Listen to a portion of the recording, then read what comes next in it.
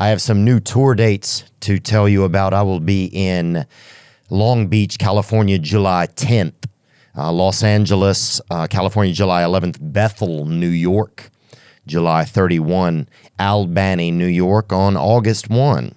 Get your tickets early with code RATKING starting Tuesday, June 25th at 10 a.m. local time. General on sale starts Wednesday, June 26th at 10 a.m. local time. As well, we have shows in Salt Lake City, June 30th, Las Vegas, July 5th and 6th, and Bangor, Maine, August 9th. As well as every other city that's on the tour. Everything is still all good to go. You can get tickets at theovon.com/TOUR. And thank you guys so much for the support. Today's guest is one of the biggest musicians in the world. He's won all the awards. He's set attendance records everywhere.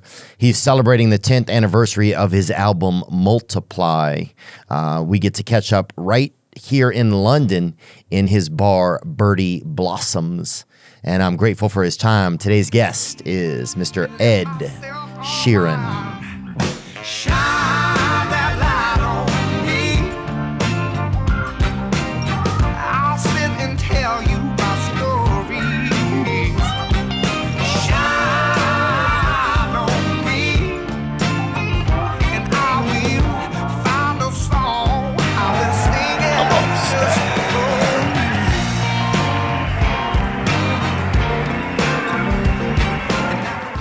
Who's been your least favorite guest? Least favorite? Oh, this guy. He was like a money guy. Oh, Wolf of Wall Street. Oh, yeah. Jordan Belfort. Jordan Belfort, yeah. I just didn't like his inner, like, I don't know. He seemed like a con artist.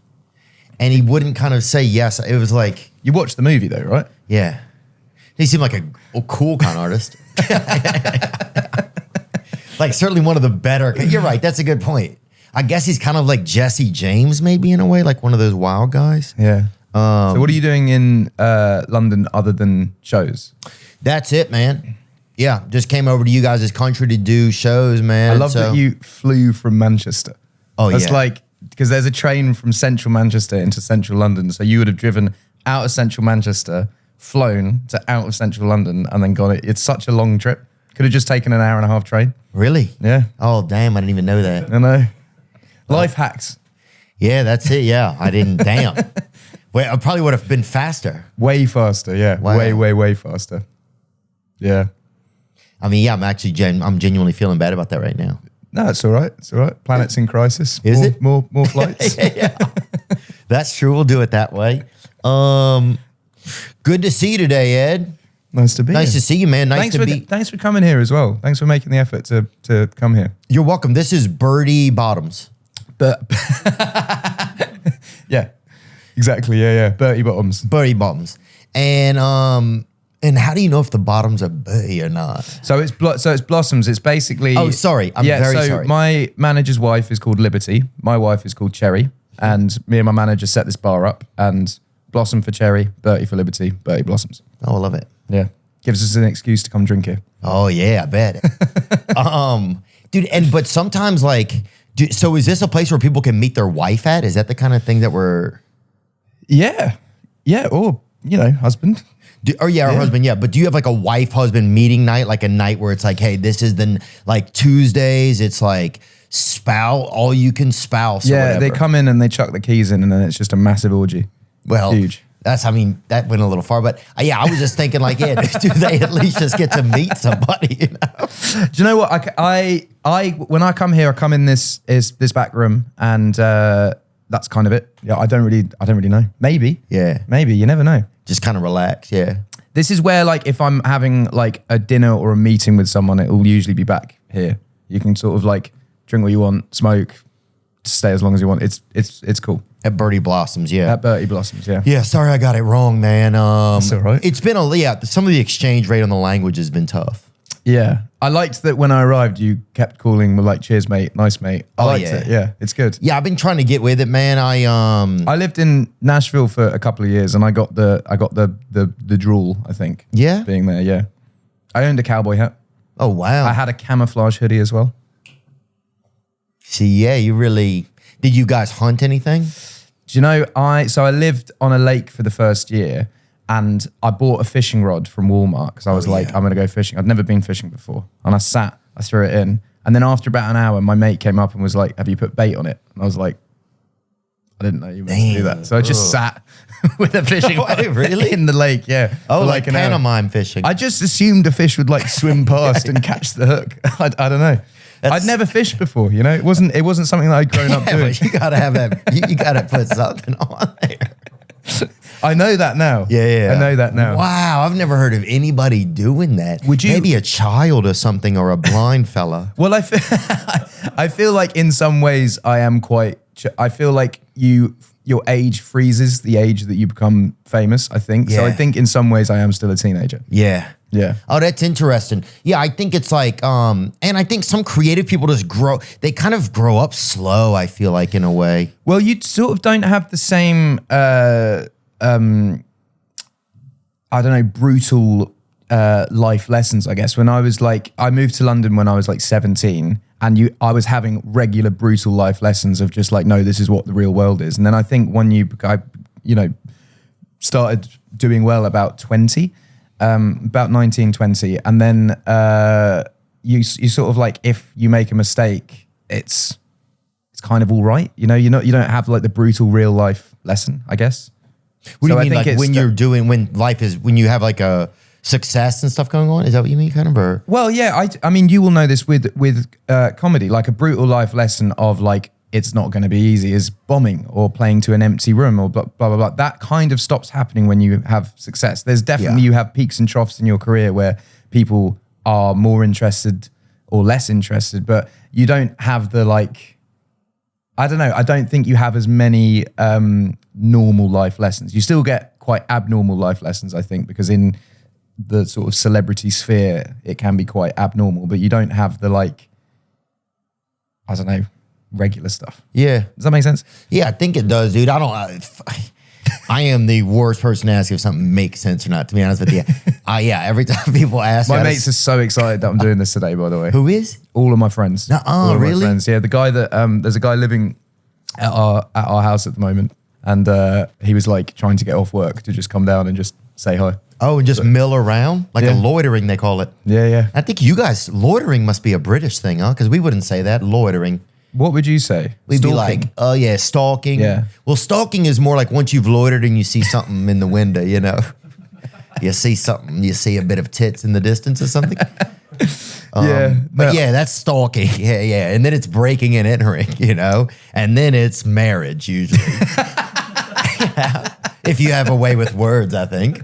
But yeah, I think. Are you married? Loitering sounds very British. No, I'm not married.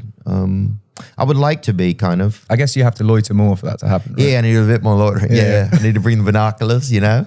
Maybe bring a Red Bull. That's the loiterer you got to really be aware of. The Red Bull loiterer. Yeah. It's just standing there with a Red Bull. Small sips. Yeah. Small sips. Fucking hell. I haven't had Red Bull in years, man. Oh, probably good for you. Yeah. Dude. Yeah, there was a time when I was doing loads and loads of breakfast TVs and radios and stuff like that. It used to be those massive monster drinks. When you were touring, to get your singles out there and stuff like that? You used to kind of have to turn up at 3:30 a.m. to a German weather program to play 30 seconds of your new single. Yeah. So those stages, yeah. Chance of rain, but chance of Ed Sheeran first. I remember so clearly playing. I got up at they were doing it in some theme park in the middle of Germany, and it was just obviously empty because it was 4 a.m. Yeah, they love their theme And I start there. playing on this weather program, and then I can see the credits rolling underneath me 10 seconds in, and I'm like, am I the fucking play out music? Yeah. And then they just stopped it. So I played 10 seconds of my new single, basically. Oh. Yeah. God, Germany was a tough market for me for a while, and then and then the egg was cracked, and now we're good. You think they'd take a look at you and be like, "Oh, he could be one of us," you know? I feel like you look like a closet German. Is that fair to say to somebody? I don't even know. I'm just loitering. No, I think. Well, the red hair is more Celtic, so I'd say either Scottish or Irish, or the Norwegians. I think would look at me and be like, you're one of, there's some Viking. You got a bit of Viking in you. We'll take them. Yeah. Yeah, I might have a little bit. You'll see me in the frozen food area, kind of like in the store, you know? Yeah. I'll mill about in there, you know? Kind Loiter. of like, "Arr," you know? What's your background heritage? Have you got European? I'm in you? Polish, yeah, Nicaraguan. Right, Yeah. cool. My dad was from Nicaragua. His parents met down there, and he was born there. And then my mother, I don't know, dude, but wherever she's from, they have some real one-of-a-kind type ladies. Do you have know? rage in you? Are you an angry guy? You seem a very chill guy. Can you have an argument with someone? Yeah, I don't know if I have an argument. I like have kind of trouble processing my feelings, so I'm like that. I'm always like the start and stop with, I'm like the guy who like can't get like the gear shift to work or something. You're watching that guy drive. I'm like a student driver. Yeah. When it comes to my feelings, do they have student drivers here? Yeah.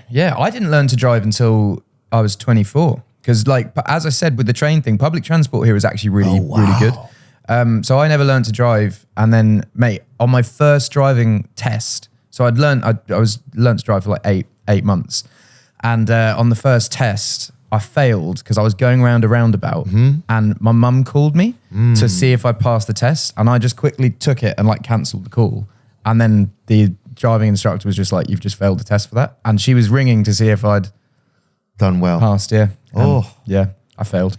God, dude, that's when you got to just, that's kind of the times I'm glad my mom didn't care that much. Yeah. Because I passed But immediately. but Americans can drive from like 16, right? But they shouldn't all be allowed to drive. And I do think American drivers, man, like when I'm over there, I'm like, this is fucking sketchy. They drive This is to kill. sketchy. Yeah. They drive to I sort kill. of feel like here we have to learn how to like parallel park and do all these other things. I think in America it's like, can you reverse? Good. Yeah. Passed. Yeah, well, I think America, just anything can be a weapon there. It's like. So what have you got hidden under your bed? What's your weapon? Weapon of choice. I've probably a couple knives. A lot of my kitchen knives are in my room. Cool. Kind of strategically placed or whatever. Like, I'll be here. I need a knife. And you haven't got kids. So No they're not kids. like reaching under the bed and finding a huge. No. And I go small blade kind of. I'm more of a, I think I'd be more terrified of you with a kitchen blade than a gun. I'm more of a chef than like a hatchet guy. I'm more like I'll Julian a burglar. But have you got a meat cleaver in the bedroom? That would be terrifying. Seeing you running down a corridor fully naked with a meat cleaver. Yeah, dude. Especially, if somebody if somebody orders a small sausage, dude, because I'll friggin' cut one up right there, dude. It'll be out of business in a moment. If you had a home invasion and you had a meat cleaver in that would be far more terrifying than. Oh, I would yell, I have a meat cleaver. That's the first thing I would yell at them. God. I think that would be something else. Dude, what was something I was going to tell you? Oh, what was I thinking? Yeah, dude, I don't know a ton. I know some British music. We've had a nice time over here. We went to Ireland. Not Britain though. And that's not Britain. No. And if you make that mistake in Ireland, they will boo you. They don't, if you say it's good to be back in the UK, you will get booed there. But if you say fuck England, they will cheer. Yeah, I will. Actually, if you say that in Wales, Scotland, and Ireland, They'll cheer? Yeah. Yeah. Yeah. Especially now, like Scotland now in the Euros. So I played the Euros launch whatever on Wednesday. I was in Germany, and it's a The Euros launch, what is the football game? footballs. Yeah. Okay, soccer. Footballs. And I made the decision to wear an England shirt on stage in Germany, and it was mostly German and Scottish fans because that's the first game. Didn't go down hugely well. Yeah, people. But then I was like, I'm not going to wear a German shirt on. Right, because that's posing. Yeah. It's imposter. I got given like 5 German shirts before the show as well to like take pictures with and blah, blah, blah. And I was like, I'm just not going to wear these. Yeah. Yeah. Yeah, people get so competitive about that kind of stuff, man. Who's your football team? Like, who are you supporting in the Euros? You've got to like subscribe to some of it because it's probably Scotland, probably. Yeah. They're playing playing Germany today. Of course they are. If they beat Germany, Yep. that's a big party in Scotland. Oh, they don't have a chance, I don't think. But No, you would be surprised. You think so? Yeah, anything can happen. I hope that they win We today. we lost to Iceland the other day. Oh, God. Yeah. And they don't even have green grass, do they? That's fucking unbelievable, dude. I mean, that's a bit of a sad thing. I like it though. I like the unpredictableness of football. I find like American sport, that's a I good find point, really, I love watching American sport, but there's no penalty for being bad. you just get given more money in first draft. So you have your teams, and then if someone's bad, they go to the bottom, they get first draft, they can get better again. Here, if you're bad, you're out of the league. You're just out. And you go into a league that's not on television, and you have to like fight to get back up into the league that's on television. And if you're bad in that league, you go to a lower league. My football team, like for the past 6 years, have not been on television at all. We were in the 3rd division 2 years ago, and we've just finally got back up to the Premier League. But it's more exciting. It's unpredictable. Whereas like I'm a big Tennessee Titans fan, and they're kind of always here. Yeah. You know, they're pretty mid. Yeah. Yeah. Yeah. But you know what? Even in the game itself, I didn't realize that till you just said that. It's more unpredictable in the game. It's like with soccer, like you can get the ball back in a moment. Yeah. So you could suddenly be an offense. But in the NFL, it's like, it's very tactical in NFL. Yeah, you know it's going to be a little while before you get the ball back, you know, and then there's going to be some... And if you drop your guard in soccer for 5 minutes, your team can be... Like there was one World Cup that was in Brazil, and Brazil were arguably the best team at that time. And Germany ended up beating them 7-1 just because there was like 20 minutes of them letting their guard down. Yeah, that was insane, bro. I remember that. I was in Vegas actually when I was watching it. That's where I met you at in Vegas. Yeah. Man, that was a crazy night. Fucking Dude, hell. what was that? Because like the Chainsmokers were just supposed to be performing, right? I was doing my final tour show. So we basically were meant to play the Allegiant Stadium in August, and we'd set up our whole stage. I have an in the round stage, and we have these massive pylons that basically hang up all the speakers and screens and stuff like that. And it's weighted. So everything has to be exactly the same weight. And in a regular stadium, it's a concrete floor. You put them in, they stay there. We didn't realize that Allegiant Stadium didn't have a concrete floor. I don't know where that misalignment happened. But anyways, we put it in. It has a rubber floor, and the stage was slowly slipping. And these are like, you know, tons and tons and tons and tons of steel would have fallen on people. So we had to cancel the gig 20 minutes before it started. And Vegas isn't a place where like people... Like 80,000 people that live in Vegas are going to go. People had flown in, they got hotels, and it was so hot. It was like one of the worst days on tour. It was grim. So we rescheduled the Allegiant Stadium gig for then. So that was my final show of the tour. And yeah, we got pretty fucking lit up afterwards. And that's where I saw you. I know the Chainsmokers, so I sort of turned up, and then they're great. Kind of turned into karaoke. Yeah, because I was sort of thinking if you'd spent money on like a VIP table that night to see the Chainsmokers, and then suddenly just there's drunk me on stage in a Avengers mask. Yeah, well, it was good. It was like, and here's the thing, man. People knew it was you. Okay. Yeah. I think at first people. I was very aware that like I was just wearing the mask because they were wearing it. Okay. It was Halloween. Remember? It was Halloween.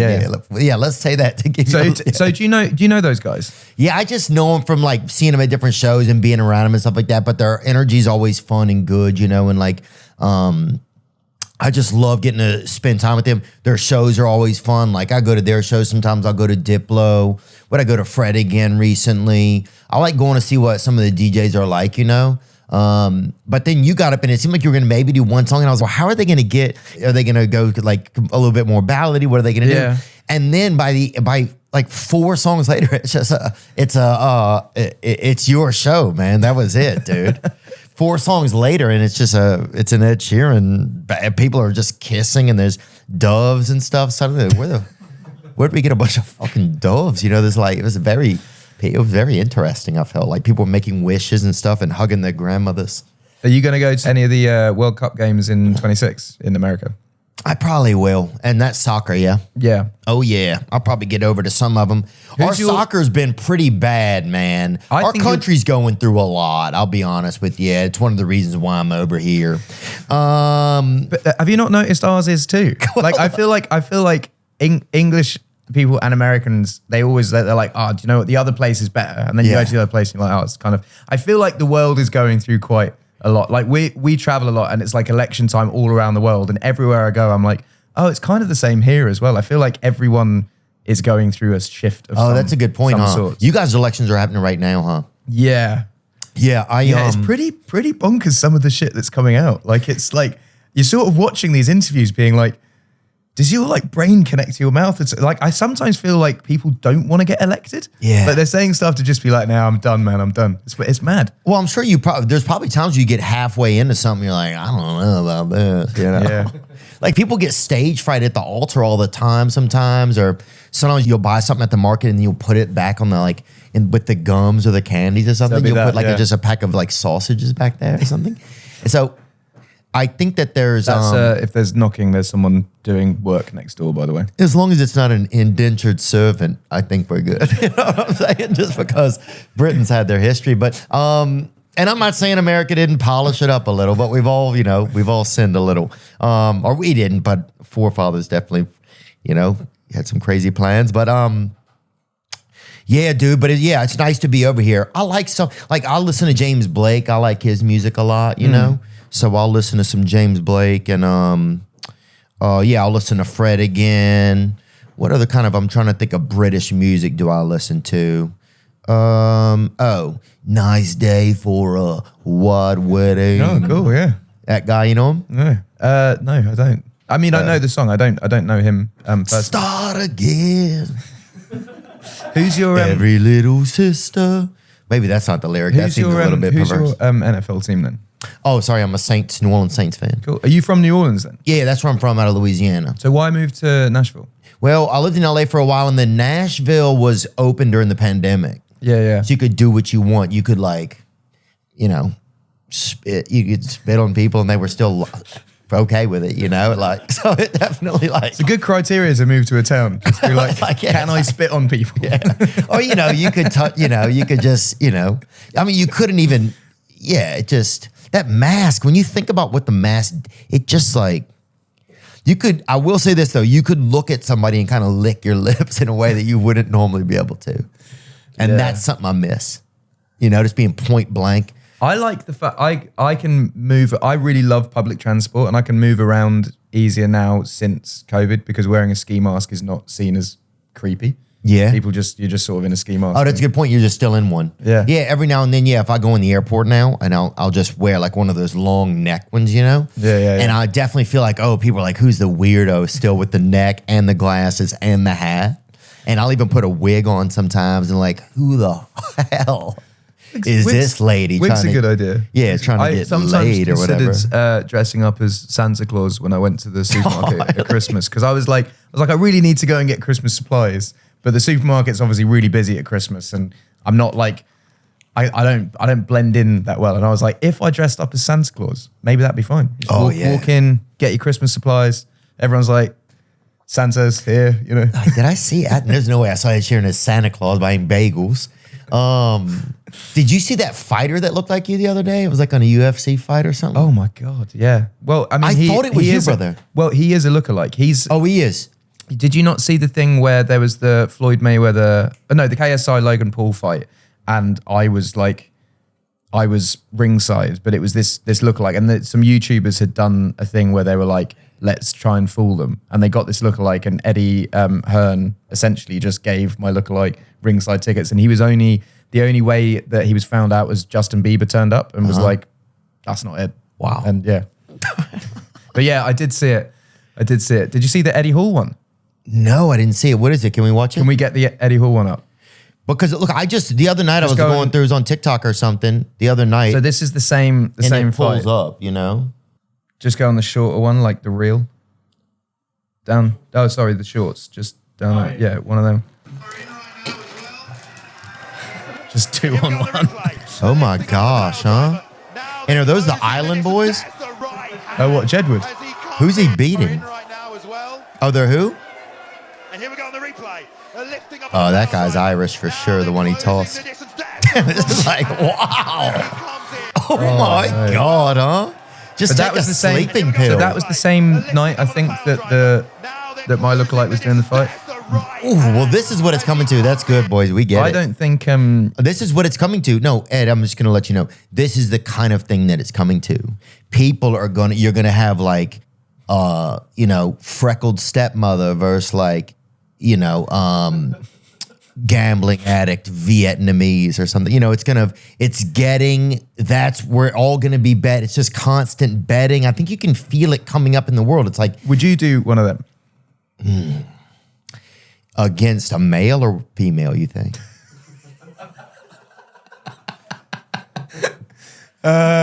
Against Caleb. Oh, against Caleb Presley? Yeah. Oh man, you and him both have the mischievous look in your eyes all the same time. So that's how you guys could be related.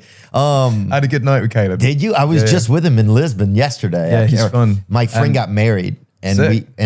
we went to Lisbon. I went over there to see him. Caleb came to a show in Dublin, and then we went over there. It was really cool. Lisbon's amazing. Lisbon is amazing. Lisbon's amazing.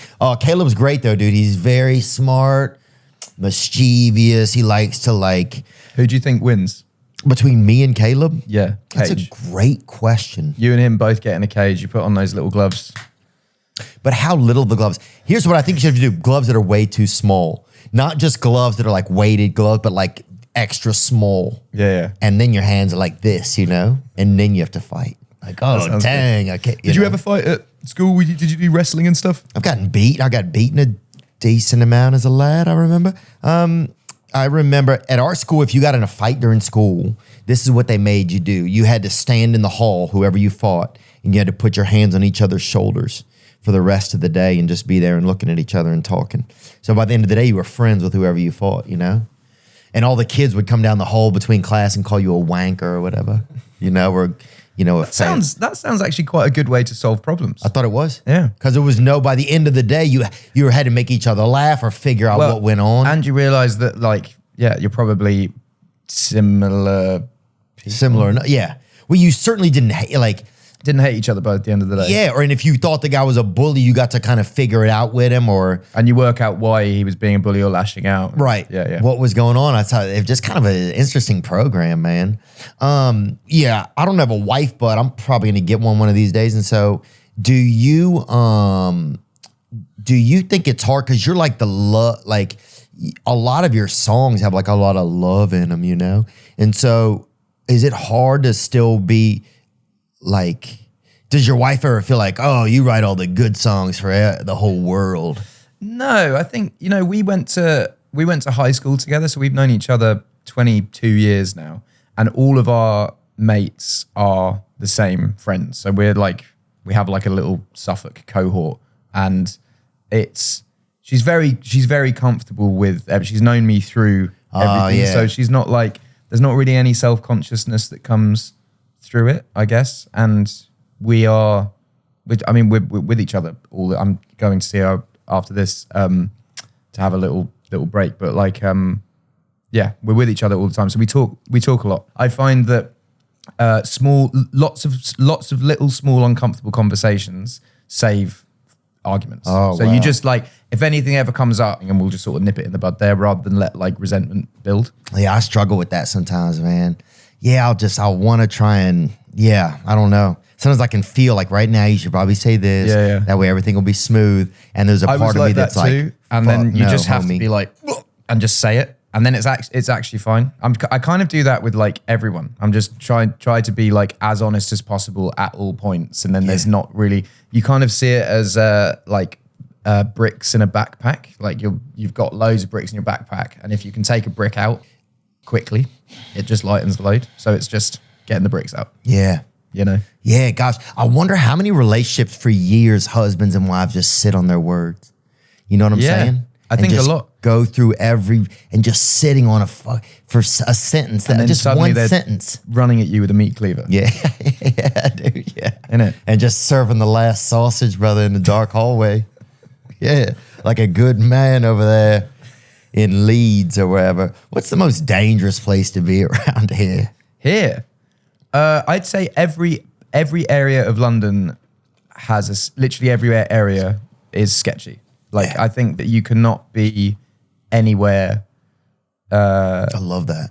Yeah, it's not like a segregated city. There's Right. it's very. Everybody's scared. No, I mean the nice areas are sketchy, the bad areas are sketchy, but you just have to not do stupid shit. If you wander around with I don't know, a Louis Vuitton duffel bag and a 200 grand watch, you are going to get robbed. But just don't do that. Yeah, don't do it. Yeah, I think and y'all's robberies all have clues and stuff. That's what I like about London. clues. Or like if there's something that happens, it's like, oh, here's a clue, and the detectives or whatever, then they're hot on your trail. That's one of like I think the things that like you guys. I love that everything that you think about England is based on movies and like, because it's the way that I used to view America as well. I remember going. My wife went to Duke, and we went back. Oh, my mother went to Duke. Oh, good university. Yeah. But I remember we were in town for something and we were driving past the frat houses and I was like, I've never been to a frat party. Should we just knock on the door of one of them and they'll be having a frat party like the movies? And like Cherry was like, yeah, I guess so. It's not like that vibe. And we went up, I knocked on the door, one of them opened the door and was like, why are you knocking on our door? And then we went in and it was just like 3 dudes and one guy who had his face super glued to the floor. Oh, yeah. And it was like not the vibe. And I was like, this isn't like the movies at all. You're like, He was just literally like this, face super glued down. And they were just like, yeah, we don't really know. I think, it's hard to get that guy up, I bet. And then, they were just in there manufacturing Rohypnols or something like that at GHB or whatever. Hey. A lot of homemade GHB in those areas. But yeah, it's not like the movies. Yeah, it's not. Yeah, nothing's kind of ever like, I don't know. Like even today we pulled up in a Notting Hill and I was like, we're going to be in love or whatever. Yeah. Because Notting Hill is quite like, if you're talking about like nice areas. Yeah, it just seemed romantic, like you'd meet like, Paddington Bear is having a coffee with a woman or something over there, like bestiality. Yeah. Yeah. Caffeine fueled bestiality, dude. That's our new. Yeah. Have you ever done? Yeah. Have I ever? No. Have you ever considered a collab with Paddington Bear? Do you know what? I would love to do a kids movie. Now that I have children, I'd love to do some form of animated something with music. I don't know if it's Paddington Bear or something. Because he's a famous British bear, isn't he? Very well. He's actually from. Where's Paddington Bear from? Peru. Yeah, he's from. Well, but in the book, he's from Peru. He travels over to England. He's obsessed with jam. Is it jam sandwiches or peanut butter sandwich? Jam. And was he allowed to stay after Brexit, or was he? Well, so I have an Irish passport, and I can only spend 90 days in Europe if you're English. So I was like, I have the Irish passport. I can tour more in Europe, but like none of my crew can spend more than 90 days there. And it used to be Brexit. I think everyone has agreed that Brexit didn't work. And I think there will be a time where we will try and backtrack it a little bit and get back into Europe. But yeah, it was such a divisive thing at the time. It was? It was like 50% of the country thought we should leave, 50% of the country thought we should stay. There's a very, very, very small margin that we left. And I feel like the people that voted leave now are like, actually, wasn't the best idea. Maybe we should have stayed. Yeah. That's how we're feeling, I think, after the Mayflower and everything. I think we might build another Mayflower. What is the Mayflower? The ship that we left on a long time ago. Right. And when you say we... A lot of people. Yeah. I think a lot of people are going to be coming back. Yeah. I really do. Like we might build a June flower, July flower. I don't know. We're going to build 1 month. We're going to build a big boat and I think we're coming back. Cool. I just don't think it's panned out as well as we expected over there. It's just gotten kind of like a lot of the tradition, I think, is disappearing in America. And maybe that's good. Like sometimes you just don't. I think that's the scary thing about when tradition goes away. What is the, because I see America as like lots and lots and lots of traditions and cultures. What is the one central tradition that Americans can agree on? That's a good point. I think, or maybe we're just in a phase where there isn't really that, right? And so that feels like but you still scary. You'll still celebrate July 4th and stuff like that. That's like everyone will celebrate that, right? Some people now are seeing it as it's like a bad thing, you know, like, but then it's not like it's like. I turned up to my first July 4th in a red coat. Did you? Yeah. Let's go, dude. And a flag, because I was like. And the UK flag. We're coming back. No, yeah. Captain Jack, or what is it? Union Jack. Union Jack. The flags are weird over here as well, because I don't think you can fly flags unless the football's on. Yeah. If somebody's flying without the football, like, oh, that guy's, he's not doing as well. He's Scottish. And no offense if anybody's Scottish, dude. A lot of people are saying it's not even real. It's just a glitch on the map. But that is, I don't know. Sometimes your body feels good, but guess what? It could feel a little better. Elevate every morning with Tommy John's Second Skin underwear. What you put in your pants can make or break your day, and the luxurious support of Second Skin guarantees everything will go smoothly. Tommy John's stylish and soft Second Skin underwear has dozens of comfort innovations, like a supportive contour pouch and breathable, lightweight, moisture-wicking fabric with 4 times the stretch of competing brands. Wowee. Tommy John's is good if you like feeling like, hey, man, my skin feels fancy today. Everything feels good. Everything feels right. That's Tommy John. Get 20% off your first order right now at TommyJohn.com/Theo. Save 20% on Second Skin at TommyJohn.com/THEO. TommyJohn.com/Theo. See site for details. We all know there are things in life that you have to compromise on, but when it comes to your health, there is no compromise. So don't go back to that one doctor who uses your appointment to catch up on the latest headlines or flirt with you or just kind of waste your time. Instead, check out ZocDoc, the place where you can find and book doctors who will make you feel comfortable, listen to you, and prioritize your health. And you can search by location, availability, and insurance. So literally no compromises here, because with ZocDoc, you've got more options than you know. ZocDoc is a free app and website where you can search and compare highly rated in-network doctors near you and instantly book appointments with them online. Wow, that's pretty cool, because a lot of times when I'm looking for a doctor, it's so confusing to use my own insurance website. Go to ZocDoc.com/Theo and download the ZocDoc app for free. Then find and book a top-rated doctor today. I've used ZocDoc. I find it more helpful than using my own insurance website, that's for sure. That's ZocDoc, ZocDoc.com/THEO. ZocDoc.com/Theo. Did you get to go to like the Highlands or anything, or try where they make scotch? No, we didn't. We didn't get to yet. We didn't get to do a lot of stuff like that, dude. We have been. Are you a whiskey guy? I don't drink right now. Really? Yeah, because I'll buy drugs. Because you. Yeah. My man. So. A clue. What's your drug of choice? Are you like going mad prescription? No, I think I guess I'm probably more of pretty much a straight cocaine guy. You know, I would guess. Yeah, I would definitely. Oh yeah. I remember even when I quit doing drugs, I would still, if my buddy of mine was doing a line of cocaine, which I don't recommend to anyone. But I've done it a lot, but I would hold the back of his neck while he did it. Like, that's how close I still wanted to be to the action.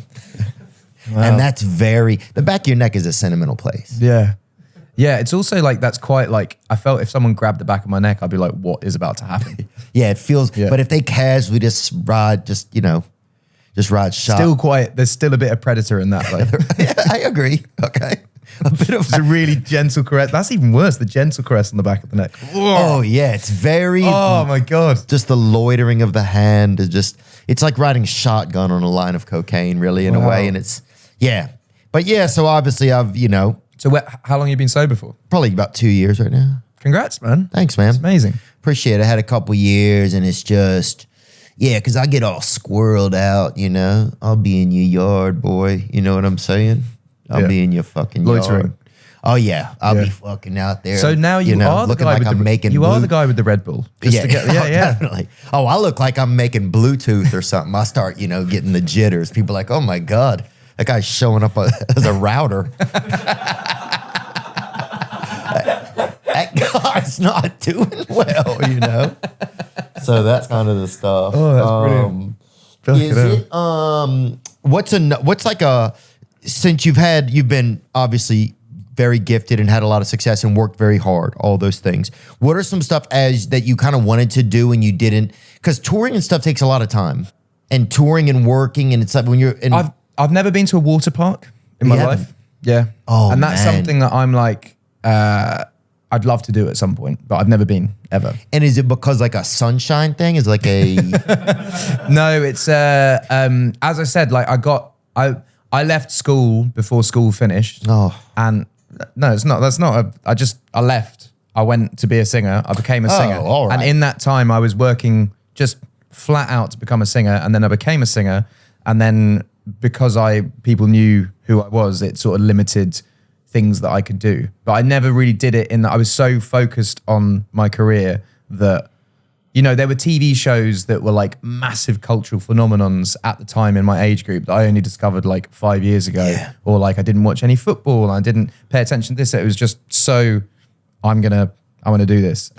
So yeah, there were some things that I missed out on in that time. One of which being it's a silly thing, but it's something that I would love to do at some point. Oh, you should get a bus full of, I don't want to Water say parks.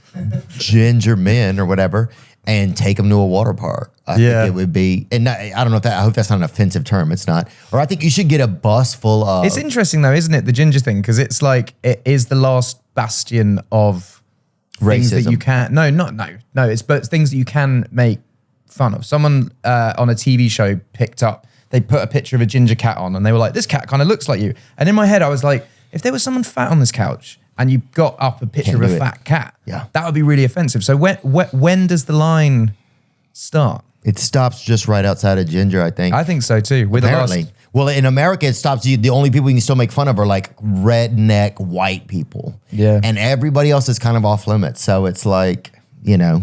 Yeah. But I've always supported people that are, Really pale with red hair. yeah. Yeah. Till I SPF, feel like till they come out with an SPF milkshake. I dude. think you definitely the amount of sort of fun that's made out of you as a kid makes for a good personality. Oh, I yeah. feel like I have more fun than the pretty kids that I grew up with. Oh, yeah, dude. My best friend was the good looking kid, dude. Yeah. Oh. Caleb. No, not him. He's pretty good looking too, dude. He also looks like a really hot woman in some countries. Okay. I'm not going to name them, but a lot of Slavic areas. He's a 9, female 9, dude. And that's only if he partially shaves. Yeah. But no, my buddy Scott, when I was growing up, that's whose wedding I was at. He was like the handsomest guy, dude. And he's just got no chat. And but no, he was great. He was just, but yeah, I always had to be the other guy. Yeah. You know? And But you feel like you've aged like a fine wine, right? I've aged. I've aged like a decent provolone, I think. More. Yeah. I don't know if I'd say fine wine. Yeah, maybe a Provolone age? provolone. I'm sure it ages, huh? Just get moldy, right? You know what I'm saying? You just got to get tested every now and then. You know what I'm saying? Keep your pH balance decent. But I was gonna say, are there things you started to do like in your career that you started like there was another like thing you wanted to start to learn, like learn a language? You know, like Joe Rogan told me one day, he's like, when I'm done with doing this job, I want to paint. And I never thought I would hear him say. I was like, huh? Yeah. Howard Stern paints really, really well. Howard Stern does like amazing watercolors. They're like, you see them and you're like, holy shit, yeah. Dude, Silence of the Lambs paints, dude. That guy. What's his name? Anthony Hopkins. Anthony Hopkins, dude. Bring him up. Oh, wow. He paints. That's brother. amazing. Have the lambs stopped painting? I paint as well. Oh, really? I didn't know that. Actually, at the front of the pub, there's a painting that I did, but it's more I just go into a studio with canvases on the floor and just splash loads of color. Yeah. And when it's done, it's done. But that's more like I started doing that when I finished. I did this tour that ended in 2019. And when it finished, I was like, I don't want to do music for like a month, but also I want to carry on being creative and do stuff. So I started painting then. I learned Italian as well. That was like a thing. I bought a place in Italy and no one speaks English there. So I was like, I have to learn Italian. But those are like the two things that if I wasn't doing music, I'd like to put more time into. And honestly, like I love movies, discovering new things. Yeah. Like movies, like different artists, albums. Will you listen to something or watch something to sometimes put you in like a mood to like create your own music even, or to write songs? My creative process is just basically like do it. Like just get in and do it. And if it's bad, forget about it and move on. So I try to be creative every single day. Write a song every single day or 2 songs every single day and not worry about whether it's good or not. Like not be like, I feel like some people think that like writer's block is a thing where you're like, oh, I can't write songs. But you can write songs, you just can't write good songs. So just like keep writing. Get the bad ones out. Exactly, yeah. So Shape of You was written on a day and we wrote 4 other songs that day that no one's really heard. And Shape of You came out of that. And if I hadn't written the 4 bad songs, I wouldn't have got the 1 good song. So it's just a process of just constantly doing it. But I don't think I've ever really watched. The only movie that I've watched to create something was I did a song for The Hobbit, and they showed me the movie, and then they went, this is the point where the song comes in and your song has to convey this and bring the audience out of the movie. And it was a point where Smaug's going to the big town at the end and he's going to destroy it and cover it in fire and flames and blah, blah, blah. So they were like, we need this chaotic bit and then a calm bit and you basically taking the audience out of the cinema. So that was the first time I've been like inspired by a movie, I guess. Wow, that's a pretty cool task, huh? Yeah, really cool. And also in that process, you're essentially working in a creative medium that you don't really know anything about, and you're so excited. Like I was so geeked out to be working with like Peter and Fran, and then getting to do the press tour with all of the actors and stuff. Wow. And you're suddenly there in a world that you don't really belong in. But it's like well, the reason musicians are obsessed with sports players and sports players are obsessed with musicians, and it's because each can do something that the other can't do. Yeah. But there's still like a level of dedication you have to do to get to that point. And I love being on the other side of the coin. I went to one of the Celtics games the other day and being like Boston Celtics. Yeah. Oh yeah, you get in free over there, I'm sure, dude. There's no way. They're like, he made it finally, dude. Kind of was and that. No judgment, dude. It's all good, man. If I show up, yeah. If I show up like at a remedial reading center, I fucking get in immediately. You know. Yeah. The Celtics, but my point is being on watching it. And I've never really had an appreciation for basketball before because I've never really I've been to like a couple of games, but like something clicked on that game and I was like, this is so exciting and they're so skilled and it's so fast. And like what I loved about it is in football, if you're losing 5-0 with 10 minutes to go, you've lost. And in basketball, you could be losing like by 20 or 30 points with the last 2 minutes to go and it just could go bam, bam, bam, bam, bam and then win. It's like really exciting. Yeah, who's your basketball team? Basketball. Don't really follow it. Know. I don't know, dude. Actually, I like Caitlin Clark's team. I started following her in college, and I'll watch her highlights and stuff. You know, Sick. She plays for Indiana Fever now. But me and Caleb went to a Iowa Hawkeyes game where she broke the record. Wow, which was pretty cool, dude. I like Iowa a lot. We're pretty high. I like Iowa too, man. You know, in Iowa, I played IndyCar in Iowa. Really? Yeah, I remember. Did you race or no? No, I was just playing the gig. I waved the flag, not very well. But I remember walking. You bring the Union Jack to that, and people will get a little TO'd, I think. Someone there, as I was walking to stage, someone grabbed my arm and looked at me dead in the eyes. And was like, "Welcome to God's country, Ed." Oh my God! I loved it. Oh yeah, that sounds like the ghost of high cholesterol found you, dude, like in a Charles Dickens novel or something. Damn, yeah, I'm trying to think. Oh yeah, I'm trying to think of have you ever gotten asked to go play for like a sheik or anything over there in like a castle or anything like that, or where? Like in the desert or anything? No, probably. My what? Yeah, we get private show requests. My thing is like I never want to feel owned. Yes. Like I don't want someone to be like, you do this because I paid you this. So like if I'm ever going to do a private show, it's usually for like a company's end of year party or something, and they're just like, just do a show. Right. And you that's turn fun. up and you play the show. But I would feel weird if someone was like, you come and you sing this song at the time that we tell you to sing it, and you just, I like touring, I like playing shows, so I do my shows, and if I'm ever going to do a private gig, it's usually someone just saying, can you just do the show that you do there, but in a smaller place, is what I would prefer to do. Right, yeah, not like, come perform it in this wet cage at 6:40. Yeah, come and play a cover of this song that isn't even your song to my daughter while she eats breakfast. Like, I'm not, that ain't me. Yeah, that's like that's almost a very expensive ASMR, it sounds like, as well. But one time I got offered to go to this place in the Middle East somewhere, and it was like Ludalaharta or somewhere, a place you hadn't even heard of, right, dude? So it could have just been in New Jersey or whatever. But they were, and it was like there was like a sheik, and you had to be behind a big plexiglass area. You would come in, perform there. He would be eating there with like 90 of his girlfriends or whatever. You would perform, and then you lie down and he shits on your chest. I mean, there may have been an afters. I'm not sure, brother. I didn't know, but I didn't read the whole pamphlet either. But I do know that they were allowed to ask a few questions at the end, and then you got to eat, but you had to stay in this area by yourself through the plexiglass while they all had. And you went. You did it. Well, they had a great time. I didn't go. And what was the fee for that? The fee was probably $1,500. Yeah. So what is it like? Do you have a private fee? Like if someone goes, come play a bar mitzvah. Yeah. You have a fee. Yeah. Now I would have a fee for sure, because it's like, what else do you want to do with your time? Are you already relaxing? Are you going to be missing something that's important? Because now I have to set up time where I'm relaxing. It's like I had to set up time to watch Baby Reindeer. I had to put it on my calendar. Good show. You know? Good show. God, it was good. I hope they do it again.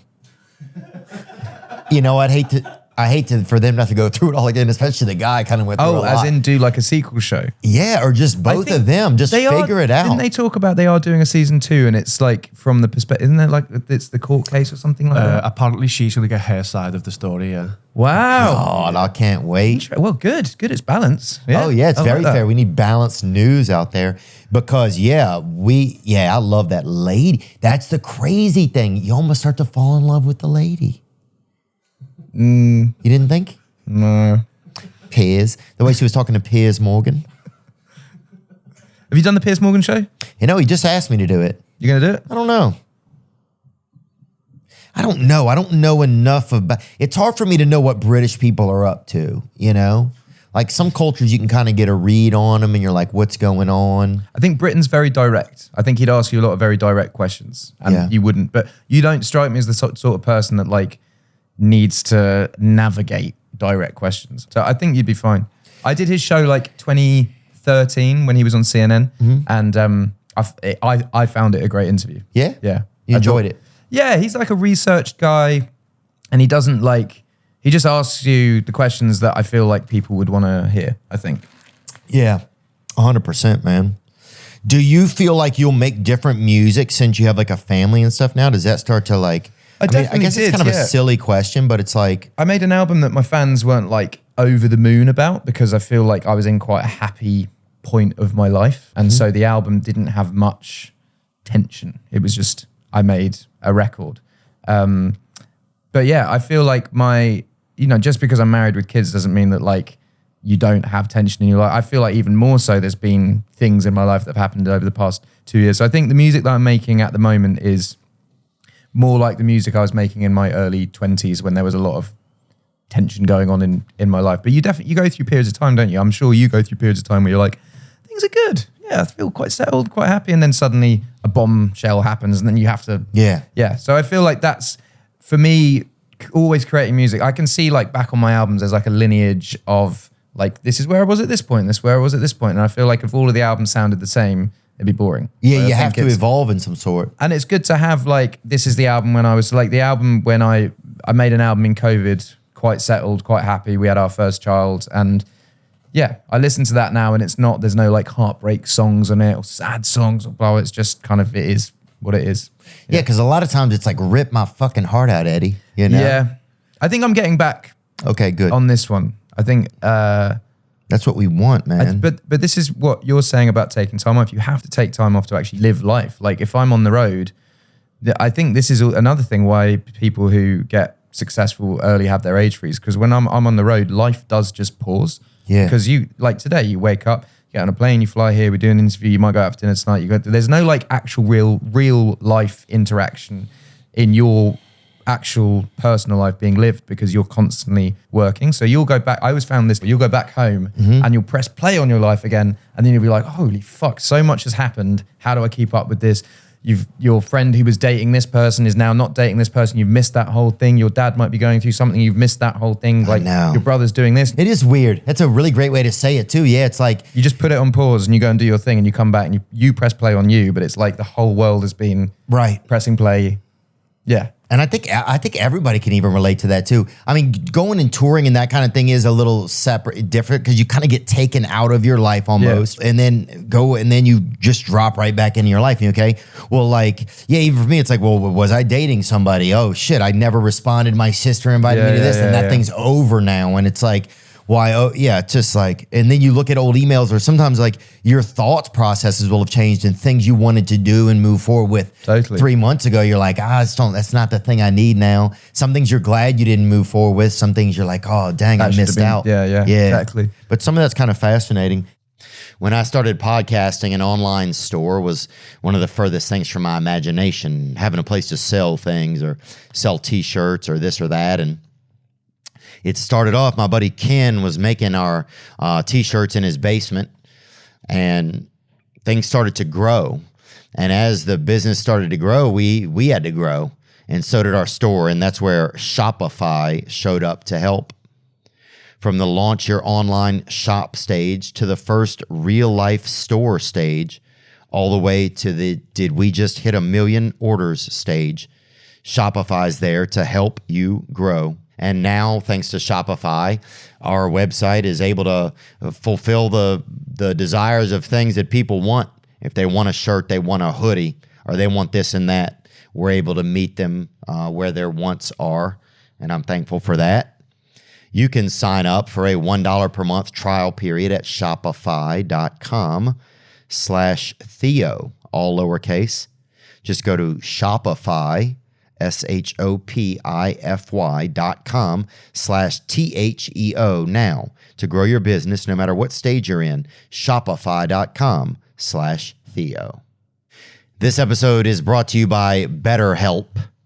If you are going through some moments in your life that are troubling, or you're not feeling like yourself, or you just can't seem to meet your life where you need to be, then you may need to talk with someone. I've been there. I do it every week. Therapy is a part of my life.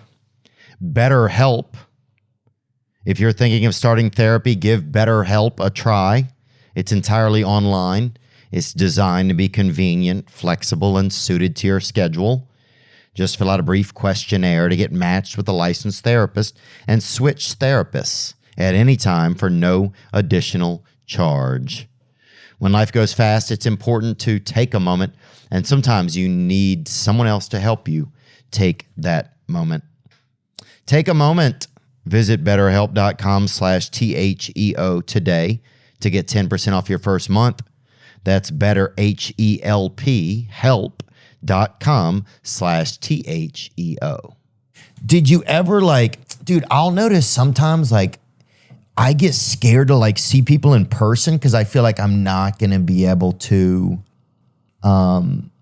live up to whoever they think I am. Does that make sense, or is that really egotistical thing to think, do you think? No, I think especially the position that you're in and the kind of cultural significance of who you are and what people perceive you to be. I definitely get that, because you might be having an off day and people are like, hey, be the guy. And you're like, right, fuck off. I just want to chill out.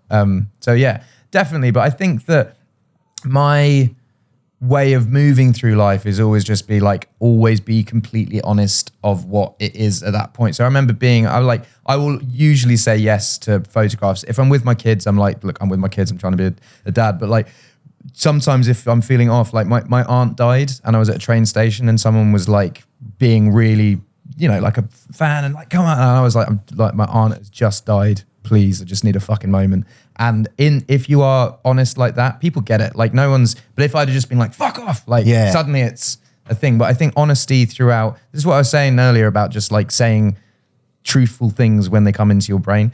It's people appreciate honesty, I think. Yeah. That's a good point. And maybe they can feel it too. That's always the thing I think that gets weird as you get older. If you even think about telling a lie, sometimes or even a small lie, I'm like, it just feels like it's The lies, if you tell lots of small lies, then you then have to keep up on fuck, who did I say this to and who did I do this? So that's the thing. If you go through life and you're who did I tell I was a mime? And then you're fucking everybody you meet, you're like, now that's it. That should be something that in your spare time when you're training to do stuff. If Joe's going to be an artist, you should train to be a mime. I would love to see you be a mime, fully painted, just be fucking great. and they're always stuck in the smallest apartment. It's like, first of all, get a better job, you know, and fucking get out of that rat trap. That's what I always think about those guys. But that's a lost art, isn't it? Miming. Yeah. What else is a lost art? Dude, there used to be a lot of mimes, Ed. Yeah. Pull that up, dude. How many mimes were there probably in 2010? Or 2005? Let's fucking go back since we have access to all this online. And mimes were some of the first mixed people as well. Nobody wanted to kind of see it like that. I'm not sure there's much records of mimes. Yeah, it's quite a niche subject, Theo. It's quite a Yeah. This is another thing. When you are trained to be a mime, you got to make the mime archives. Because then we can rely on you to, when we Google, we're like, Theo's got us. Isn't it? Yeah, it's kind of perfect, dude. Niche. Yeah, why don't they have a fucking... First of all, I'll say this about mimes. They're lazy, dude. I'll straight up say that right now, bro. And mimes, well, magicians are comedians' arch nemesis, right? And that's been since like the beginning of time, dude. But I'll say this also, mimes can suck it. I'll go ahead and say that right now, bro. If you're a mime, dude, bring it, bro. I think the day that you learn to be a mime, you'll actually learn a bit of appreciation for it. You'll be like, actually, this is way harder than I thought. And then you make the mime archive. Yeah. That can be your side hustle. There should be. Who was the most famous mime? Oh, well, there was Charlie Chaplin, wasn't there? He's British. Marcel Marceau. Marcel Marceau, was he British? No, I think he's French. Yeah, you sure. I'm sure the Brits commandeered him. Yeah. I'm sure they put a flag on his back at some point and said he was British. Bip the Clown, his name was. Yeah. Who, Marcel Marceau? Yeah. Let me look a little bit about him. Marcel Marceau. Can you zoom in on that so I can read that there, brother? You go up to the top.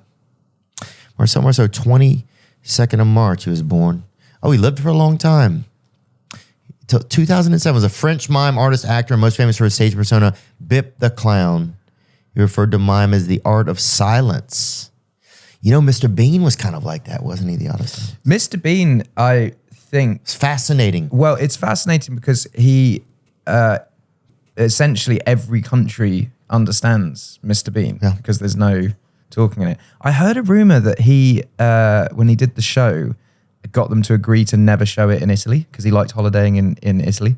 So that's the one place that I think they had the movie, but they didn't have the TV show. So it wasn't just constant. So you wouldn't remember him as much. Did you ever get to meet him? There was a period of, he was going to be in a music video for a bit. So we were actually in touch on email, and it was, I think the idea I had was very vague. And I think that was the problem. It wasn't like, this is what it is, this is when it's happening. And it was basically, I was kind of like, would you be interested in this? It might be this. And he was just like, it needs to be more solid than that. But we had a good exchange. The guy who I did you watch the movie Yesterday? Yesterday? No. No. Anyway, the guy that made that movie, I'm in the movie. I play myself in the movie. But the guy that made that movie, who wrote Notting Hill and Love Actually and Four Weddings and The Funeral, he wrote Mr. Bean. So he's very close with. He wrote. So that was it wasn't just that guy made it up. No. Well, they did it together. I think it was a stage show to begin with. So they did a show called Blackadder, which was I think it's the best British comedy ever. It's basically Blackadder. And it's it's the same characters, but set in different periods of time. So there would be some where they're in the Tudor time with And then there's one in the Georgian time. There's one in World War Blackadder. One. Oh, Mr. Bean's in it. Yeah, he's the main guy. So they did that at first, and then they did Mr. Bean. I need to go back and watch this then. Blackadder is like an all-time classic. Really, really Wow. good. I watched they do a Christmas Carol, and that's my like Christmas routine. As I always watch Blackadder Christmas Carol. Oh yeah. Yeah. I watch Family Man. Have you seen that with Nicolas Cage? Cool. You and the wife should watch it this I've year, got a man. massive cardboard cutout of Nicolas Cage in my house. Really? Oh, then you'll love it. You should put it up. I watched Mandy and was just like, I'm sold. I gotta have some of that. Have you seen Mandy? It's fucking bonk. Can you pull up the scene of him? Just type in Nicolas Cage, Mandy, toilet scene. Mr. Bean, what a great man. Wonder if his children are loud and he's like, oh, this isn't what I wanted. Right. Yeah.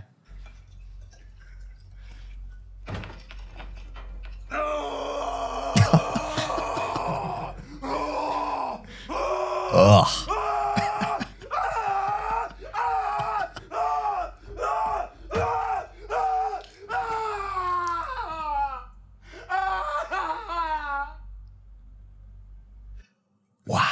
It's a great movie. Yeah. God, that alone, that even just that much of a moment of something that feels so real, that is our political system right now in America. Somebody said that you used to do like go to comedy mics. Did you ever? Not for me to do comedy, but I used to do it to... Actually, no, I did actually. I did I used to play with this... they were an improvisational rap group called Abandaman, and he was a comedian who rapped and made... he basically would be like... They had a song called What's in Your Pocket, and he would rap about what was in everyone's pockets and make it funny. So I played with them for a bit. But no, for me, it was more... the scene that I was a part of was very cliquey and very like the cool kids over here. And I was always part of the Misfits. And you would go and play these gigs where everyone on the lineup would have an acoustic guitar and they'd all be singing love songs. And I'd just be another one of them, just not as good. I was 17, not 25. My songs were very like rudimentary and like not great. And I found like this guy actually, my best mate Jamal ran a YouTube channel that was primarily rap, and he put me on that channel. And then suddenly there was a whole group of people that were like, "Oh, we actually quite like this acoustic music." So I would turn up at hip hop nights first, and grime nights, and soul nights, and I would play, and I would get a better reaction because it was just different. It was something that would stand out, whereas I did not stand out in the acoustic scene because it was just the same as everyone that's else. Interesting. And then I started playing comedy nights, poetry nights. I would turn up at different things. I used to get roasted whilst the toughest gig I ever played. It was an all-black comedy night in central London called the Sunday Show. And I was booked for this show. And as I was setting up my guitar, the guy on stage was roasting me, being like, what the fuck is this white kid doing with this tiny guitar and blah, blah, blah. And it was probably one of the best gigs of my life. I got on stage. I instantly went into a rap tune. I dropped this song and this song and this song. And the reaction was better than anywhere because I think people were expecting me to fail. And because I didn't, it was even better. Yeah. And those, I think that is what gave me my first bit of success, my first buzz, the buzz within the kind of grime and rap community in the UK. I think that was the first place I felt welcomed and accepted and celebrated, and still is. Like I still feel more love and appreciation from the Misfits. No, from the grime and rap community. Aye. Yeah, in the UK. Interesting. Yeah, that's such a good idea, dude. Like to take whatever your thing is and put it into go to the space that's different because then you're the different thing. It wasn't, to be honest, it wasn't like an idea. It wasn't like a light bulb moment where I was like, but even when you say it though, it makes me think like it's like there's no way you can't help but stand out, right? So like, I think it has to happen organically though, because I feel like if Jamal hadn't put me on his channel, and he put me on his channel, the Sunday Show booked me for their comedy night. I did that, and then whilst at the comedy night, it's a very organic thing. I think had I just turned up at the Sunday Show, they'd be like, yeah, and maybe it wouldn't have gone the same way. Right. Oh, that's a good point. That's a good point. But yeah, to change up the environment that you're in and really challenge yourself, that's pretty brave. Yeah, I used to do some black shows, like predominantly black shows in the States, dude. It was hard sometimes. But when you killed it, right? Oh, you killed it, dude. Yeah, and people would stop. Basically, but I bet it's either like you kill it or you bomb. There's no in between. There's no like all right shows. And when you don't do good in front of a black audience as a white guy, you feel the pain of hundreds of years. You feel, I mean, my pain traveled all the way back to England in a boat. And then got off and experienced more pain. I was like, how much pain is inside of me? Dude, I remember tears coming out of like the inside of my throat. And I was like, I didn't know I had tear ducts in my Is that the worst that you bombed? No, I fucking bombed pretty good over the years, Eddie. Yeah, I've had some bad ones. I've had one where you came out. It was like the battle of the bands at a school. You had to come out between all the bands. They didn't know. They just thought you had to come out in the beginning. They boo me off stage. They don't have to go out 6 more times, dude. Wow. And every time it just... I feel like the boot... Like so bad. My eyebrows... Sorry to interrupt you, but one time I was so shocked. One of my fucking eyebrows fell out of my head. From... Like it's called. So what makes you appreciate it though? I feel like anyone that has had success on stage has had to have been booed, have things chucked at them, have moments where the shock, the trauma. Some girls like something's on your shirt and it was my fucking eyebrow, dude. Like I was like, oh shit, that's bad. Yeah, so that kind of stuff, to not be able to protect your tear ducts from the wind just because you had a bad set, dude. That's the kind of shit that people do. That we do not need to be going through. Yeah, I think sometimes the tough parts are like, sometimes I'll drift out of what I'm actually doing when I'm on stage. I don't even know what it is. It's not like I'm daydreaming, but sometimes you'll just, I don't know. I'll kind of go on autopilot, not because I want to. It just sort of happens. And you have to drop back in, you know? I do that sometimes. I do it quite regularly on Perfect because it's just acoustic. I'm not having to think about what I'm doing with my feet. And occasionally I just drop the second verse by accident and I just kind of come to and I'm like, oh, I've just not sung the second verse and the song's now like a minute and a half long. But you get in there's certain things, I'm sure there's certain routines that you just know so well that your mind just sort of wanders. Yeah, and then how do you make them feel new and to surprise yourself too, you know? And I think it's good every now and then to completely rip up the rule book of what your performance is and just ad-lib as well. Yeah, that's a good point. Do you, was being a father something that really kind of, people talk about it all the time, that it does so much for him? Was it as much of a surprise for you? It seemed like you had a lot of love in your life with your spouse, so it wasn't like a... Yeah, I think it's, selfishness ceases to exist, I think, because suddenly all your decisions are made based on, I've got 2 daughters now, and it's made based on what's best for them, you know, rather than what's best for me or what's best for my wife. And that sort of simplifies life in a way, because there's not as many questions. It's just like, well, what's right for these guys, and then cool, done. But yeah, I think, I was a real party boy, like I loved getting on it. Oh, in all aspects. Break out the gear. I think probably like 5 years ago, me and you would have had a lot of fun together. Yeah. But I think having kids really, really dialed that down. I stopped drinking spirits. I stopped like smoking and doing all these, having wild nights. Like I don't think I've seen the sunrise since having kids. But obviously you're sober when you see the sunrise with kids. But I don't, I go to bed at like midnight now. Even if I'm having, I drink wine and I drink like 1 or 2 beers. And that's my vice, I guess. Well, you have to be a proper parent. You have to be a parent. You have to be a leader or whatever. You have to feed this when it wakes up. Yeah.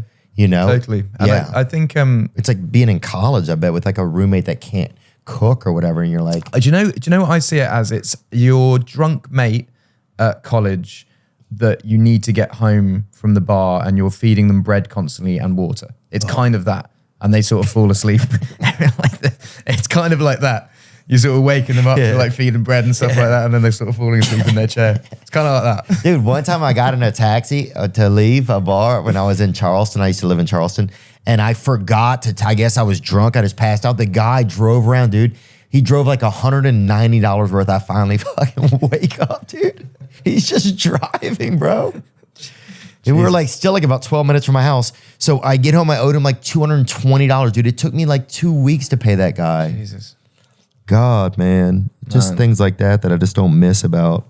Sometimes just being wasted, dude, or hiding out in somebody's Do you find you yard. have better conversations now? Like if you're having a conversation with your mate and you're sober, it's more like... Yeah, I find I don't waste time in bullshit. Yeah. Like I'm not out at one, like in the wee hour, but shit doesn't get as weird either. You're not, I feel like I say it in one of my songs, but I feel like past 2 a.m. it's like nothing's happening. You're like all sitting around a screen watching YouTube videos and like chatting about the YouTube videos. Whereas I think like, I feel like my friends call me the sparkler because I shine bright for a very short period of time. So I'll go out at 8 and I'll be home at 11. But in those 3 hours, like I'll have fun. Yeah. Oh, that's a good guy to be. Yeah. I'm going to start working on that. I'm going to save up all my good stuff for 8 to 11. 8 till 11 is a great time as well. And then you're in bed by midnight. I usually get up at like 5 a.m. Anyway. So you're like in bed by midnight and then you're fresh-ish in the morning. You a workout guy? Yeah, I like to work out, man. Yeah. It's fun. Nothing too crazy, but I do like it. But like every morning you'll do a bit of exercise. Yeah, 4 days a week I'll work out. Cool. Pretty swell. I like doing the sauna. Yeah. Yep. Ice bath? And I like doing the ice bath, man. I don't know if they work or not, but they tricked me into believing they do. For me, it's less, I don't mind if they work or not, but it gets my core body temperature down. I'm a big sweater.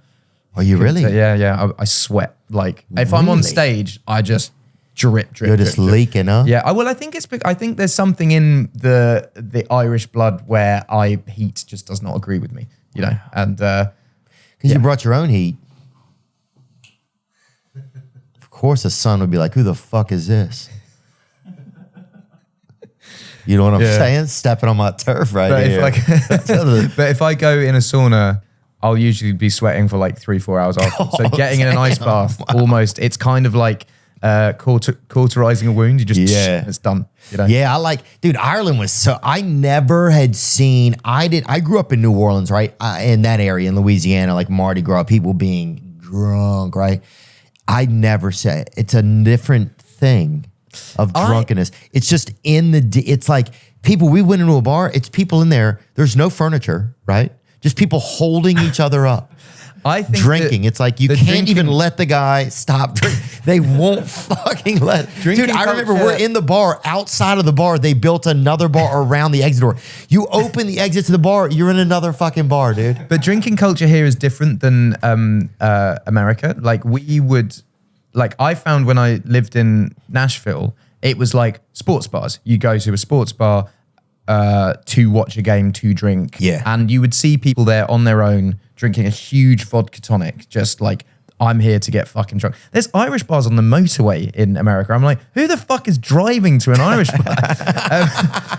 But here, if I'm like, for instance, I saw my best mate Nick yesterday and I was like, oh, let's go out for a couple of pints. And we would go out and we caught up and we had 3 pints of beer and then that was it. And our culture here is very much built around, I'm generalizing, not everyone loves drinking, but I would say like 80% of the people in England love a beer every now and then. And you would go out and instead of getting shit canned every time you go out, I would go to these sports bars and it would basically be like everyone in the sports bar in America would be going with the sole purpose to be dribbly drunk by the end of the night, taken home in an Uber. Whereas in England, it's very much, and Ireland and Scotland and Wales, it's a regular, with my friendship group anyway, a regular thing to have maybe like 1 or 2 pints at the end of a work day. And then maybe on a Friday, you'll have like 6 pints and a bottle of wine. You'll go out and do the shots and blah, blah, blah. But it's far more just part of the culture to do it regularly. Yeah. Yeah, it seems like they wear it better here. It's not alcoholism to drink every day here. Whereas in America, if you drunk every day, it'd be alcoholism. Alcoholism. Because obviously people take it too far here as well, but the general thing, I think, is. Am I right in saying that, lads? Like, you would go out for a couple of pints after this, and it wouldn't be like. Well, I think we treat every event with beer. Yeah. Are you sad? Have a beer. Are you happy? Have a beer. Yeah. Is it a wedding? Have a beer. Is it a funeral? Have a beer. Yeah. Everything. But it's is not accompanied. alcoholism. It's the culture. It's just I'd the say. culture, yeah. It's not like I wake up every morning and I'm like, I need a beer tonight. It's Right. like you'll get to the end of the day and your mate will be like, oh, I'm in central London. Do you want to go for a beer? Rather than like, I need a beer. It just sort Right. of, yeah. Yeah, that's interesting, dude, because a lot, like, by the definition of alcoholism, I mean, everybody decides for themselves if they're an alcoholic. That's one thing I know about that program. Like, you have to decide. Like, there can be, like, the rules that kind of help you decide, but it's a personal decision, right? But, yeah, people would look at a lot of people in Ireland and be like, oh, everybody here is an alcoholic. 9 out of 10 people. Even some people in comas or whatever drinking. You're like, that's new.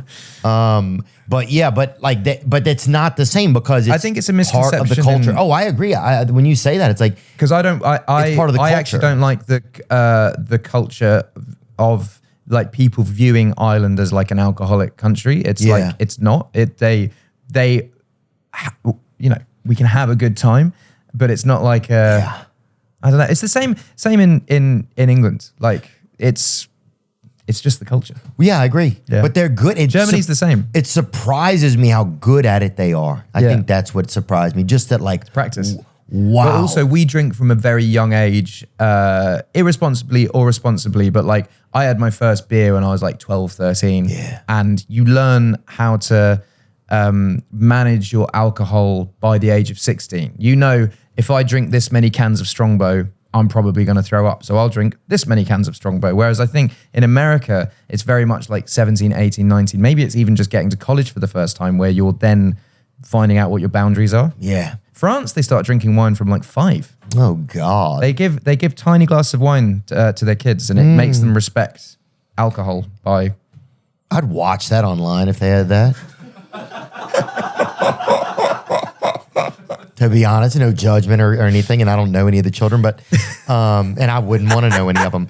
But I would watch them drink a little bit of wine, dude, and just especially you can't do Have you anything seen bad to the the- screen or whatever. There's a YouTube video. I actually wanted to do it for one of my songs. Bloodstream was to have a video of compilations of babies trying lemons. Have you seen this? Get up, babies trying lemons for the first time. Here we go. This is so good.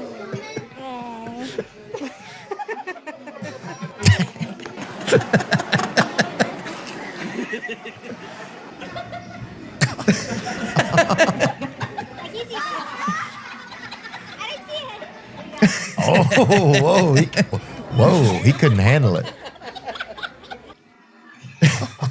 Anyway, we're good. Oh, that's remarkable. Do you think about like what else you want to do? In life. Yeah, or just like, yeah. Do you start thinking about like, oh, what's something new you want to do? Getting to do that movie thing sounded really cool to me. I'm going to segue into, I've been doing probably for the last 7 years stuff with music in high schools because in my area, so basically in like 2017, 2018, my old music teacher came to me and he was like, look, the government is currently in charge, do not value art at all, like arts, drama, music. And they cut all the funding for comprehensive oh my high schools. God. So my music teacher came to me and he was like, look, I think they had to share like between art, music and drama, like £700 per year, like for all 3 subjects. So I started funding that at my local high school. And then you see a like massive uptick in like kids doing production, kids doing songwriting, kids doing this. So then I just started keep putting it. I built a recording studio there. There's loads of like proper instruments that aren't broken. And you just see the school getting better at music. So then I started doing that in the county that I'm from. And we've just now changed it to do it nationwide. And I'm now visiting more high schools and places that really need music funding. And you see what a difference it makes to, because I'm not an academic person. And in the real world, I would be viewed as stupid. But I excelled at music and therefore people think that I'm good at something. And so I found it massively helpful to be in a state-funded school that really encouraged that. And they've basically cut funding in England for it. So I'm doing what I can to get funding for it. But I think getting the new government will be better at it, I think. Oh, that's remarkable. But the thing that, like, that's kind of what I want to segue into is music education, because it worked so well for me, and I know it can work so well for other kids. I'm kind of like proof that normal kids can just pick up guitars, work hard, and do it. And our country as well, like, what we're famous for is our art. We're famous for music. With the Beatles, we're famous for painting. Damien Hirst, we're famous for movies. You've got like Danny Boyle coming out of here, Christopher Nolan. And the government is just putting importance on maths and banking. And, you know, we make arms, but no one is proud that we make arms, and no one is proud that our banking's really good, but they are proud of our art. And so for a government to be like, the art doesn't matter, like, where do you think the art's going to come from? So I think that for me is the next part of my career, is getting proper funding in art, music, drama back into schools. And actually, Ireland do a very good job of it. Ireland are very, very pro their arts, because they know that that's their cultural currency. Yeah. You know, U2 travel the world, and they see that Banshees of Inisherin comes out, everyone goes to watch that movie. And Ireland are very, very good at recognizing that and funding. There's lots of Irish. There's tons of pride there too, still, because people travel around the world as Irish superstars in all aspects, and they spread. People are like, oh, Ireland's awesome because so-and-so comes from Ireland, so-and-so comes from Ireland. And it's the same in England. Like, British music, there's Adele, there's Harry Styles, there's Stormzy, there's me. There's like, musicians travel the world, and people are like, oh, that's a British musician, or that's a British artist, or a British actor or actress. And that's what we as a country are proud of. We're proud of our football as well, but in terms of like art, and it's so weird that no importance is being put on it. It's not even that importance isn't being put on it. It's like completely stripping the importance of it and just being like, this doesn't matter. But sorry to get all... No, but when you kill that in a culture, it's horrible, man. Even like you said, like when you said earlier about like going to that NBA game, right? You don't realize till you sit there at the front row, or until you get close to something, how important it is. Yeah. How important it is, if you could even be good at it. Like, I remember stand-up comedy, I'd seen it, like videos people had, like DVDs would get passed around the neighborhood of like Chris Rock and stuff like that. And I'm like, oh, this is cool. But until I was in college and actually went to a show, not then, until that moment, did it hit me like, this is what I could do. Oh, that this is even a thing that you could do. Like, just seeing it on a screen, it just didn't really tabulate. Am I right to assume that in school you would probably be like, I don't know what I want to do. What am I good at? I'm not very good at history. I'm not very good at English. I'm not very good at this. And then suddenly you find comedy and you go, this is something that I can really excel in. And I think unless you give kids that opportunity, and also I feel like you can destroy a kid's confidence at age 12 by just being like, yeah, you're not very good at that. And if you give a kid, I was given confidence by my music teacher, by my dad, by my friends, when I wasn't very good at all. I listened back to the music that I was making when I was like 14. Thank God my friends were nice. Yeah, I listen back and I go, fucking hell, my dad was not honest at all. Because he was just like, this is great. And my confidence was built. And it's got to a point where I then was like, I'm going to release my first single and I'm going to make a music video. And then that was the song that got successful. And had I been like, oh, I don't know what people are going to think about that. I think that's also like changing the culture of that, of like I went up to Sheffield the other day to do a couple of school and music course visits. And they were amazing, like way better than I was at 14. And I feel like all it takes is for someone to be like, you're really, really good at this. And then they go, oh, well then I should carry it on. Yeah. And well, having the equipment, like you're saying, like putting that equipment in the schools, dude, that's so cool, Ed, because if you have a camera and you have a podcast setup or something, you can record something and you can do see anything, how it looks. The second you do that one step, now you're in a whole new purview or whatever. And then you're like, now what's possible? It's like, but until you do your can first get that stand-up first show step. as well. Yeah. You do your first show and you go, right, well, I've done one. Wasn't that good. I'll go and do it again. I'll make it better. And then it just improves. Yeah. And you don't know what part of you wants to do until you it's almost like a metal detector. You're like a metal detector. And until you kind of go over that little, whatever that is, and something inside you kind of goes off, Well, because all you need to do, that's the thing as well that I say to kids. I'm like, you only need one thing that you're good at. You just find the one thing that you enjoy, that you're good at, and you just work really hard at that, and then it will work. You go, like, the music industry is, if you want to work in the music industry, you can. Like, I was, the day that I made it in my mind was I was gigging around, not getting paid. I got booked for a wedding, and I played this wedding for like £200. And I remember getting that £200 cash and being like, oh my God, this is half my rent for playing a gig. Looks like we made it. Exactly. And in my mind then I was like, I could just play weddings for the rest of my life and I'm fine. I can do music. And it's about finding me getting £200 for playing covers at a wedding isn't me playing Wembley Stadium and making my albums and stuff like that. So it's not necessarily the dream, but it is doing music as a career.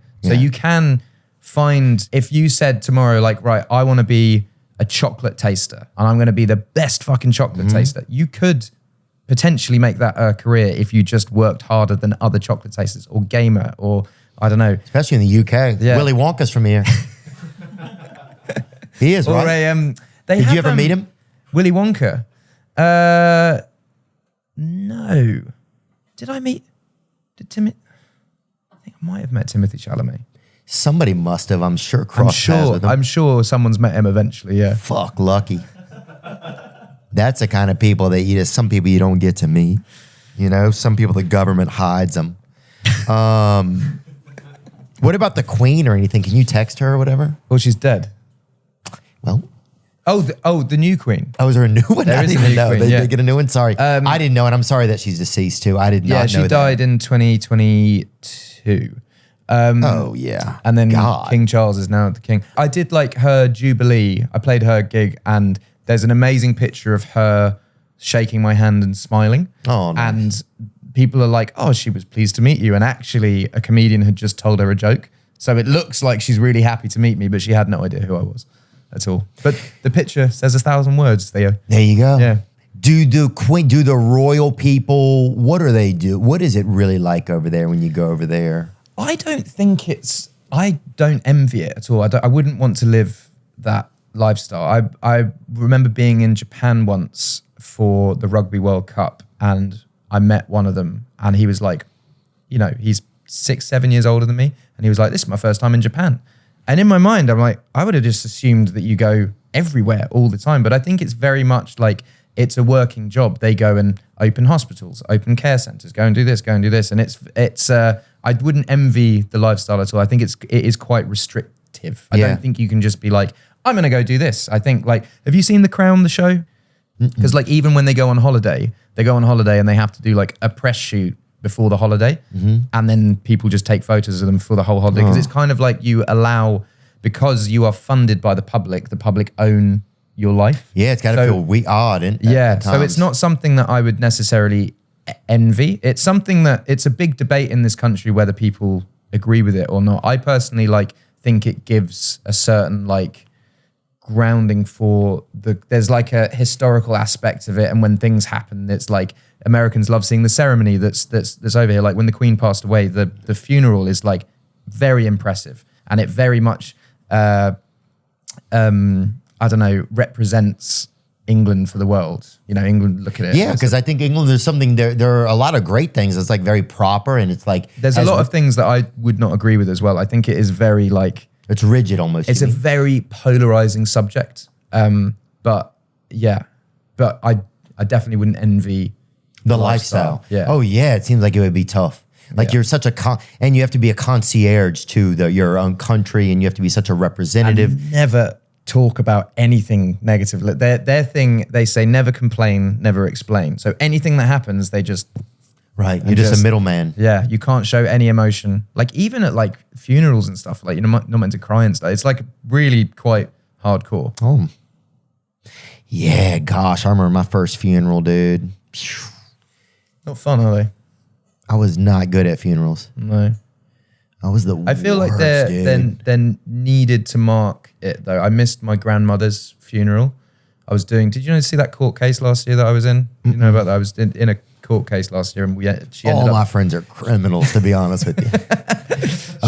She died at the start of the court case, and the funeral was midway through it because she had to be buried. And you couldn't go. I couldn't, and I still feel weird about it that there was Yeah. no marking of the, like, you know, seeing a coffin be put into a grave and covered, and I don't know, there's something in me that's like, even like visiting her grave now, there's not, it still feels like an open book. Yeah. Open door, I guess. I think funerals are important for the ceremony of like marking it. It's kind of like the first day of grief as well, because before you go to a funeral, there's like a weird month or whatever where everything's like really fucking intense and grief stricken. And then kind of the funeral is the day that you go, now we start processing it. Yeah. Yeah. Yeah, it is kind of wild, dude. Does any of your music get played at funerals too or not? Yeah. I've got a song that I wrote about my grandmother called Supermarket Flowers, which is a popular funeral song. If that's like a thing to be proud of. Like, I've got a popular funeral song, but yeah. It's such an important, it's a song that, it's a moment that people don't think of that much that needs a song kind of in a way maybe. Or I don't know, maybe as a songwriter, maybe people do think about specific moments that need songs, but. I definitely do. Like, I definitely know what I would have at my funeral. Same as I would have at my wedding, you know what. What tunes you want? There's a Irish folk song, which is like always the final song that is sung on a folk night, which is called The Parting Glass, where it's like...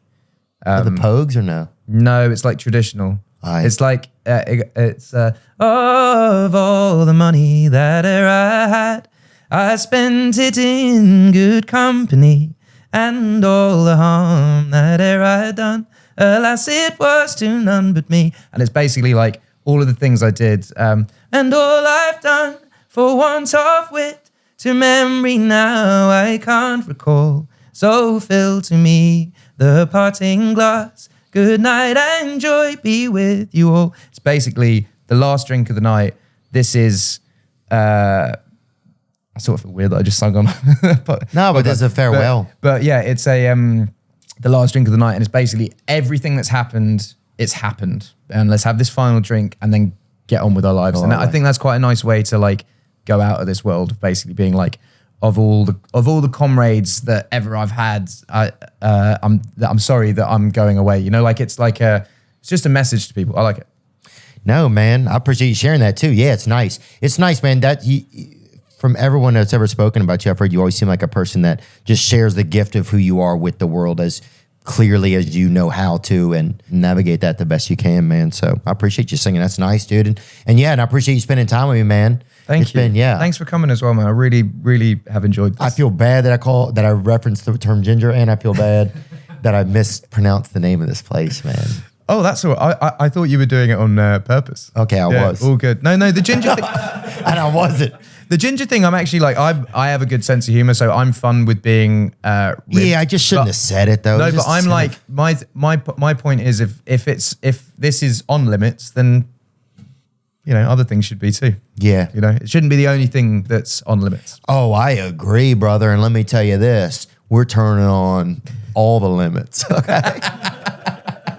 One time, I don't doubt it. we'll get y'all to a live show and turn on all the limits. I hope you make a million more wonderful songs and just keep blessing us with your gifts. Thank you so much, Ed Sheeran. Nice one. Thank you. Cheers, man. Now I'm just floating on the breeze, and I feel I'm falling like these leaves. I must be cornerstone.